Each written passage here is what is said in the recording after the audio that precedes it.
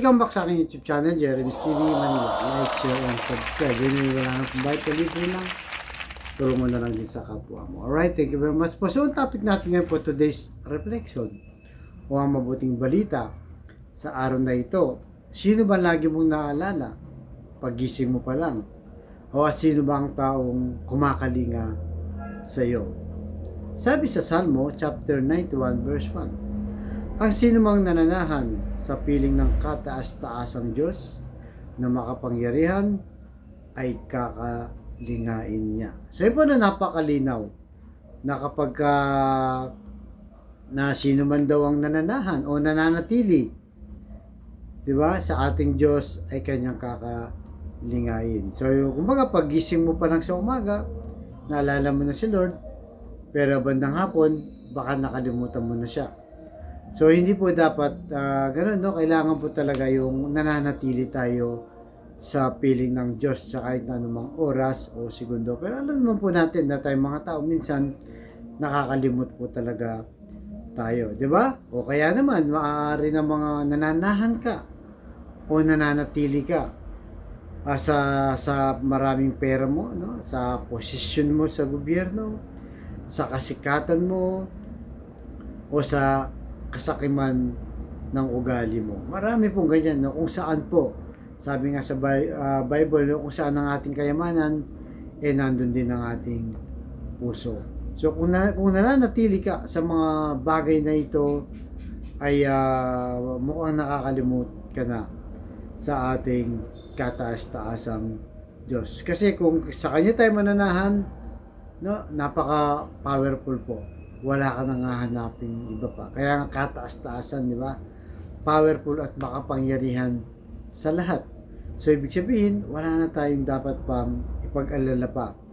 Dahil pag siya lagi nating iniisip o sinisentro sa ating buhay, ay sigurado tayo na kakalingain niya tayo.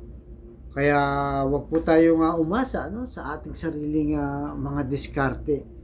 Kung minsan kasi, no, sinasantabi na po natin si Lord, gagawa ka ng hindi maganda, minsan gagawa ka ng illegal para ka lang kumita, no? Hindi tama yung mga ganun. Yung minsan nag-under the table ka, o minsan ginigipit mo yung kapwa mo dahil makapangyarihan ka nga, marami kang pera, kayang-kaya mo siyang apakan. Diyan sa mga bagay na yan, nananahan ka. Kaya wag po nating isang tabi. Dahil pag siya yung lagi nating nasa buhay, ay hindi tayo kanyang pababayaan.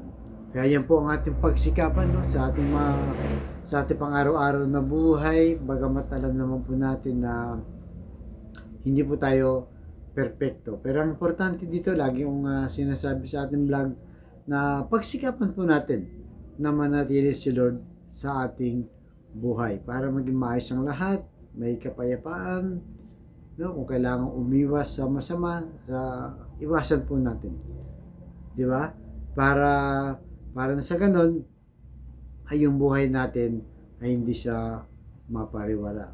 Huwag na tayong dumiskarte sa ating sarili, no? Naakala natin ay kayang-kaya natin ang ating buhay kahit wala si Lord, dahil nasa pwesto ka sa gobyerno, dahil napakarami mong mga properties, feeling mo nasa taas ka na, pero nananahan ka pala sa mga bagay na temporary lang.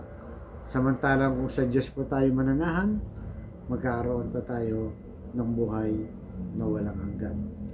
Kaya sa mga kapatid nating nanonood sa aking vlog na may problema sa pamilya, financial at kalusugan, sabayin mo ka sa napakasimpleng dasal na kung ikay maniwala at magtiwala sa ating Panginoong Yesus, ay tsak yun di pagkakalob sa iyo sa tamang panahon. Lord, i-bless niyo po ang mga kapatid namin nanonood sa aking vlog na malubha na pong karamdaman.